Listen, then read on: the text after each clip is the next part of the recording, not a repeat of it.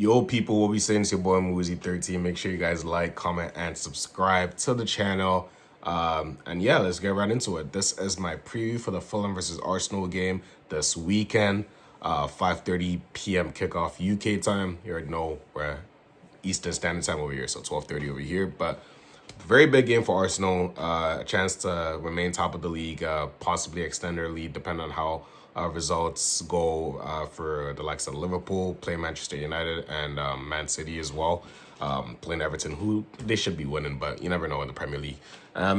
Fulham, we go into this game based off good form, honestly.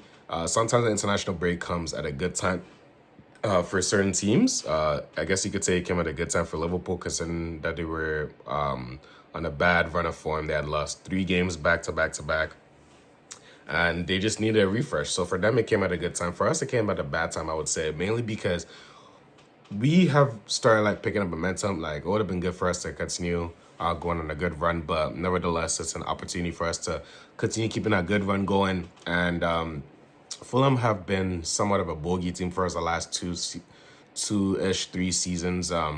Prior to that, we normally used to beat Fulham home and away, but just the last 2 seasons, it's that same issue Arsenal had, breaking down the mid blocks, the low blocks, kind of struggling for creativity on how to break them down. But this time we have the tools for it. So you look at the lineup in general. We have Zubimendi, who is a dictator of tempo. He controls it. Like, he keeps the game flowing, knows when to speed it up, knows when to slow it down. I'm a big fan of Zubimendi. This jersey, actually, fun fact, actually has Zubimendi's name on the back of it. I'm not going to show you guys in this video, but maybe in another video in the future, I'm going to show you guys maybe my jersey collection. Maybe that's a video I'll probably do in the future. But Zubimendi, one of my favorite players for Arsenal, has had an amazing start to the season so far.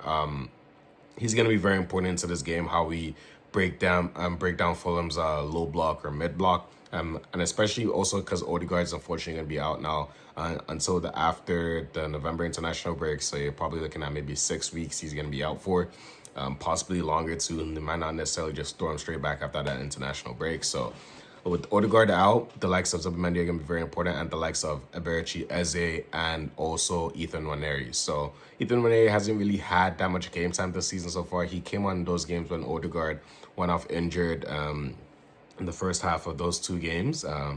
Last game as well, I think he came on late in the game. But for me, I want to see Nwaneri gain a lot more minutes now. He's going to be very crucial this season.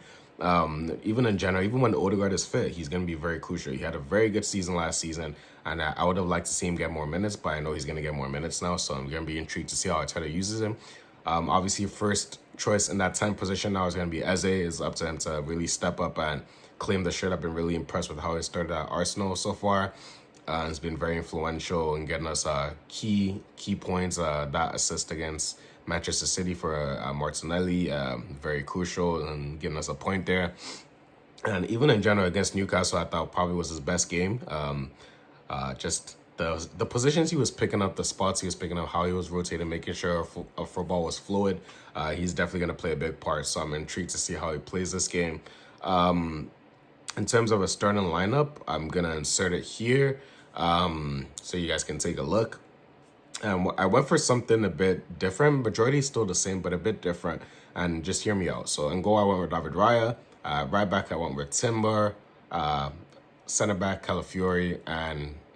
Center back, Saliba and Gabriel. And left back, I went with Lewis Skelly over Calafiori. Now, the reason is Calafiori has been amazing this season. I personally want to see even this as dropping him. This is more so rotation because of the amount of minutes he's played in an international break. Lewis Skelly, I believe, started 1 game for England, played a full 90, and he maybe came on in the other game. Whereas Calafiori has played the 2 full 90s for Italy, and knowing I don't know if it's PTSD, but knowing how last season he dealt with injuries, I don't want to put too much of a workload on him, especially because we have Atletico in midweek as well. So I'll bring Lewis Skelly in for this game. So that'll be my defense. Midfield, I'm going to go with Rice and Zubimendi, complementing each other really well this season so far. Zubimendi, man, what a player he is. And Rice, you guys already know, Rice always giving you minimum 7 out of 10. He's a very, very good player. Absolutely love both of them as a pair. So And one thing I like about Zubimendi helping Rice is that Rice is now more of a box to box. You see him a lot. He's advancing into the box, almost arriving late into the box, but he's also doing a lot of defensive work as well. This is the perfect way to use someone like Rice.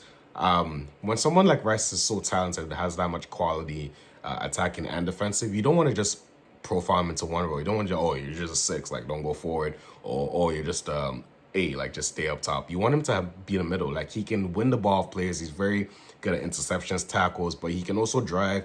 His delivery is amazing, and he can also finish. So you want to keep him in that box-to-box role, an eight that can do both defending and attacking. So I like him in that role next to Zubimendi. So that's my midfield. And attack, I'm going to go with Martinelli in the left wing. Trossard has been playing a lot more minutes this season so far. I thought maybe Eze will be playing there, but obviously with the Odegaard injury, Eze has probably been playing 10 more than I'd have expected. But I'm going to go Martinelli on the left.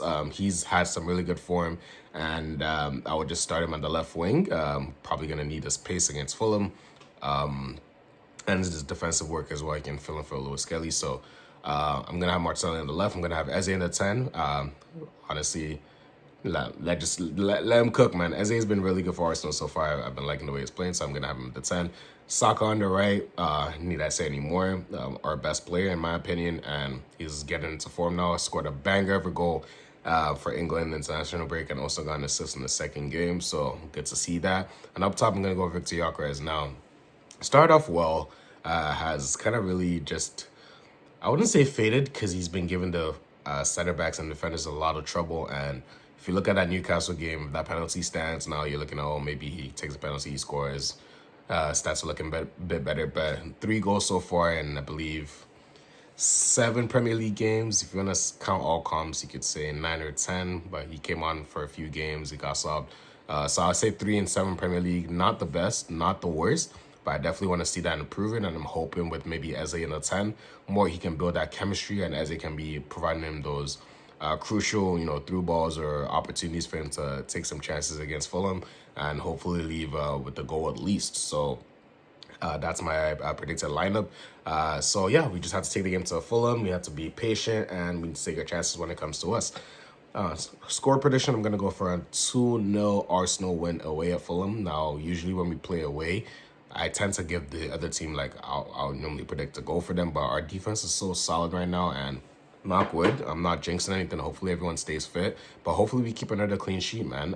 Only conceded 1 open play goal in the Premier League this season. That was that Haaland goal on the counter. So we've been very solid, and I expect that to continue against Fulham. I could see us getting a few goals as well. I'm going to go with the goal scorer. It's going to be Saka and Victor Gyökeres. Hoping he breaks his goal drought. But yeah, I'm going to go for a 2-0 Arsenal away win at Fulham.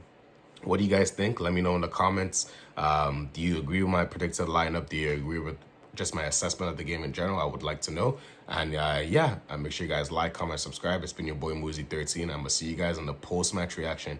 Hopefully after Arsenal get that W. You already know what it is. But it's been your boy Moozy13. I'm going to see you guys in the next one. Peace.